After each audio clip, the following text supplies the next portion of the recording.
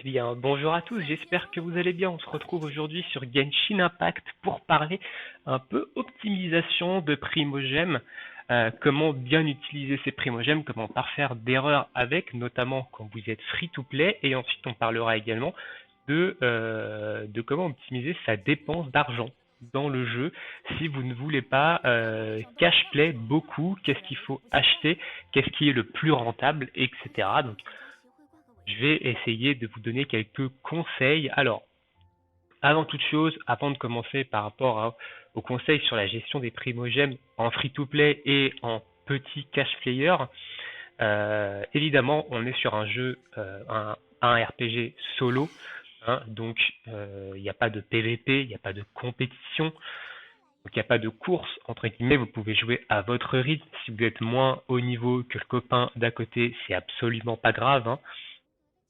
Maintenant, il va falloir évidemment aller chercher surtout les personnages qui vous plaisent au niveau du chara-design, qui vous plaisent au niveau du gameplay, etc. Les tier lists, on le dira jamais assez, ne les regardez jamais, hein. Les tier lists sur Genshin Impact, ça ne sert absolument à rien du tout, pour la simple et bonne raison que tous les personnages sont bons dans telle ou telle situation. Il y a des personnages qui sont très forts dans certaines situations, dans certains combats, et qui vont être complètement trash tiers dans d'autres. Donc les tier lists, oubliez-les totalement de Genshin Impact. Elles ne servent à rien. Les youtubeurs qui font des tier lists, ils n'ont rien compris au jeu et pour moi, ils ne font ça que pour des vues.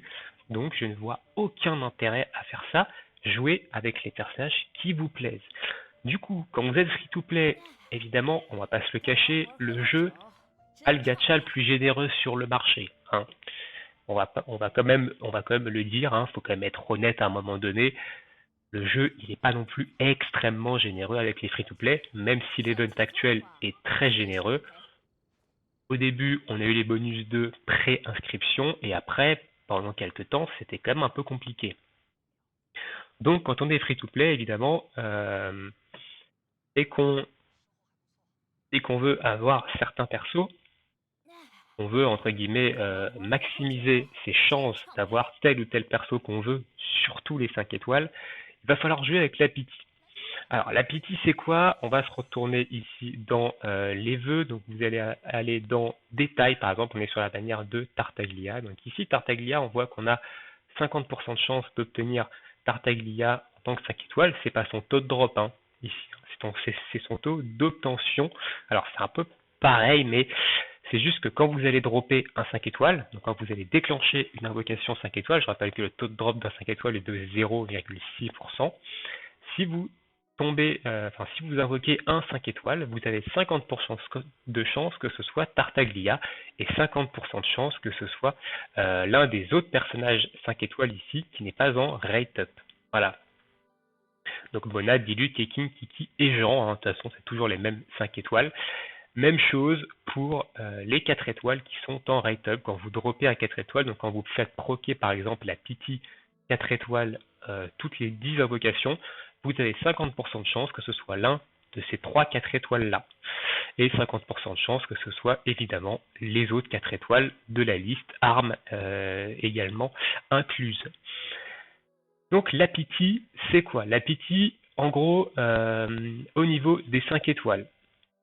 Pour bien vous expliquer, comme j'ai dit, vous avez un taux d'obtention d'un personnage 5 étoiles de 0,6% et un taux d'obtention total garanti inclus de 1,1%. Donc en gros, c'est quand vous êtes sur la PT 90. Et donc, l'obtention d'un personnage 5 étoiles est garantie au moins une fois tous les 90 vœux. Ça veut dire que c'est 90 vœux consécutifs, c'est 90 singles, hein, pas 90 multi. C'est 90 singles, donc ça fait 9 multi. Normalement, si vous faites 9 multi sur un portail, dans la 9e multi, vous aurez forcément un 5 étoiles, 100%. Lorsque vous tirez un personnage 5 étoiles pour la première fois, du coup, on a 50% de chance, voilà, que ce soit Tartaglia ou que ce soit l'autre 5 étoiles en feature dans la bannière. Dans la prochaine bannière de Zhongli, ça sera 50% de chance d'avoir Zhongli quand on va tirer un 5 étoiles. Si c'est pas le cas, le prochain sera garanti lors de votre prochain tirage d'un personnage 5 étoiles. Faut savoir que cette pity, elle se transfère. Du coup, elle se transfère d'un portail, d'un même type de portail à l'autre. Donc ça veut dire qu'aujourd'hui, j'ai invoqué 3 multis sur Tartaglia lors de ma précédente vidéo, et j'ai fait du coup 30 invocations sur 90, sur le total d'invocations à faire pour avoir un 5 étoiles. Évidemment, vous pouvez avoir un 5 étoiles avant, hein, avant les 90. Hein. Vous avez quand même 0,6% de chance de 1 à 89 d'avoir un personnage 5 étoiles. Hein. Mais à 90, c'est garanti si vous faites 89 tirages consécutifs sans 5 étoiles. Si vous tapez un 5 étoiles avant les 90, vous repartez à 0 sur les 90. Donc par exemple, j'aurais invoqué un 5 étoiles sur la bannière de Tartaglia dans l'une de mes 3 multis et ça n'aurait pas été Tartaglia. J'aurais eu Jean, Lilu, etc. Ce qui veut dire que si j'avais continué d'invoquer sur la bannière, mon prochain 5 étoiles aurait été 100% Tartaglia. Voilà. Donc mon deuxième 5 étoiles sur la bannière, ça aurait été obligatoirement Tartaglia. Mais du coup, je décide de m'arrêter. Je décide de m'arrêter parce que Tartaglia m'intéresse pas et en gros, je voulais juste avoir Diona, voilà.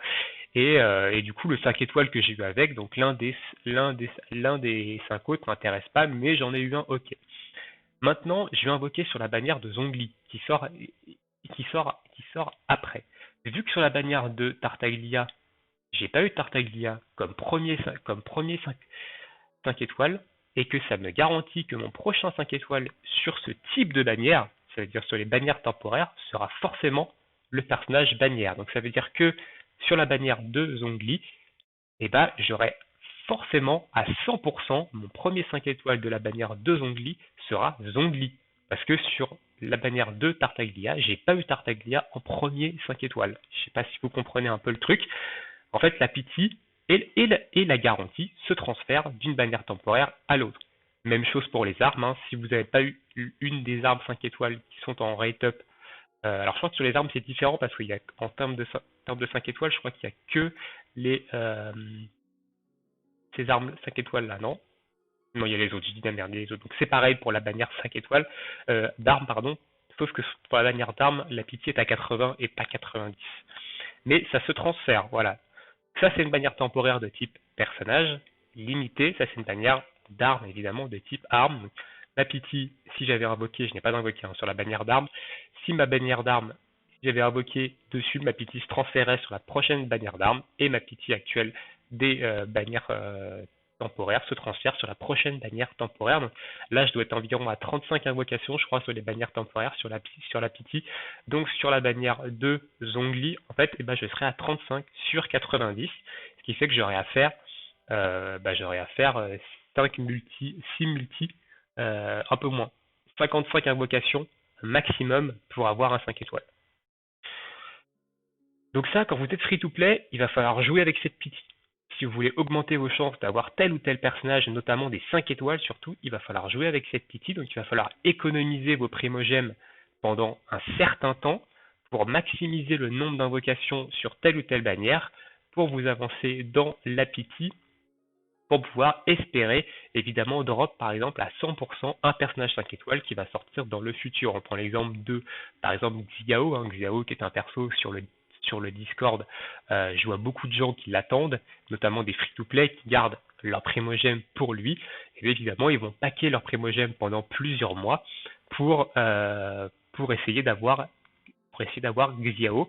Alors, évidemment, vous pouvez également faire de temps en temps des petites invocations sur les bannières temporaires qui sont avant Xiao, par exemple, pour augmenter votre pity et avoir moins d'invocations à faire pour avoir un 5 étoiles sur la bannière de Xiao. Évidemment, si vous avez un 5 étoiles avant qui n'est pas Xiao sur une bannière temporaire, dans ces cas-là, prochain 5 étoiles que vous aurez sur une bannière temporaire, que ce soit celle de Zhongli, celle des personnages 1.2, celle des personnages 1.3 ou celle de Xiao, et ben vous aurez forcément le perso bannière. Donc retenez bien ça quand vous êtes free-to-play, ce système de pity qui se transfère en fait, de système de garantie également qui se transfère d'une manière temporaire de perso à l'autre. Il va falloir jouer avec ça. Euh, Maintenant, au niveau free-to-play, les primogèmes, il faut que ça vous serve qu'à ça. Il faut que ça vous serve qu'aux invocations. On n'en a pas énormément en termes dans le jeu, en termes d'événements, etc. C'est quand même assez timide. Donc, il faut qu'elles vous servent que à faire des invocations.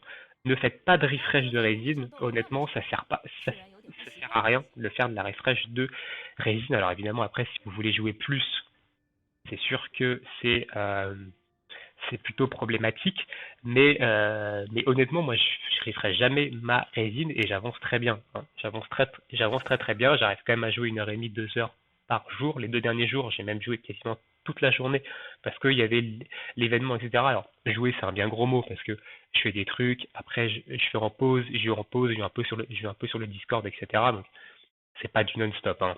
Évidemment, j'extrapole un peu en disant toute la journée, mais, euh, mais, euh, mais du coup, j'arrive quand même à jouer quand même plusieurs heures par jour, malgré le contenu actuel. Du coup, je vous déconseille de refresh votre résine avec des primogèmes. J'aurais tendance plutôt à vous conseiller, par exemple, de garder les résines fragiles. Par exemple, les résines fragiles, même la résine condensée qu'on a eue lors d'une quête au début de la 1.1, moi j'ai tout gardé. J'ai tout gardé pourquoi? Pour la R45. Donc la R45, je vais y arriver bientôt là, hein, pour pouvoir farmer les artefacts, parce qu'à partir de la R45, vous avez un artefact 5 étoiles garanti à la fin des donjons et vous pouvez avoir une chance d'en avoir un deuxième. Donc c'est pour ça qu'on conseille d'attendre la R45 pour farmer les artefacts parce que c'est plus intéressant en termes de consommation de résine drop. Donc voilà un peu pour quelques conseils pour les free-to-play au niveau de la gestion des primos. Donc focaliser sur les invocations, jouer avec la pity, surtout utiliser la pity et bien comprendre ce système-là pour maximiser vos chances d'avoir tel ou tel perso 5 étoiles que vous voulez.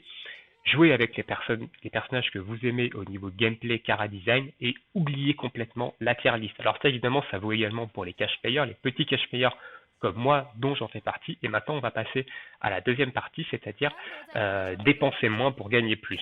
Voilà.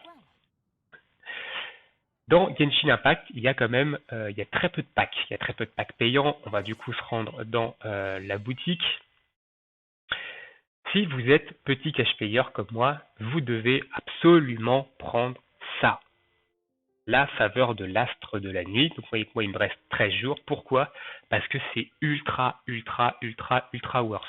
Quand je vous ai dit payer moins pour gagner plus, la faveur de l'astre de la nuit est un exemple plus que concret. Vous allez payer 5,49 €. Vous allez avoir du coup 300 gemmes primaires, donc cristaux primaires, ce qui équivaut à 300 primogèmes, ici directement. Et ensuite, vous allez avoir 80 primogèmes tous les jours pendant 30 jours, ce qui vous fait un total de 300 cristaux primaires et 2700 primogèmes, soit un total, vu que 300 cristaux primaires, c'est 300 primogèmes, de 3000 primogèmes pour 5,49 €. Donc on va arrondir à 5,50 €, hein, on va pas se faire avoir par le prix psychologique. Ça vous fait 3000 primogèmes pour 5,50 €, ce qui équivaut presque à 2 multis. 2 multis, c'est 3200. Donc c'est ce qui vaut à quasiment 2 multis sur le mois. Ce qui est énorme, hein. Honnêtement, moi la faveur, je la prends depuis le début du jeu et je vois quand même la différence par rapport à un joueur free-to-play, hein, au niveau de l'économie des primogèmes. Donc ça, si vous êtes petit cash player, vous avez envie de mettre de l'argent dans le jeu, mais très très peu, ça, c'est ce qu'il y a de plus intéressant. Honnêtement, sauter là-dessus, c'est super super intéressant.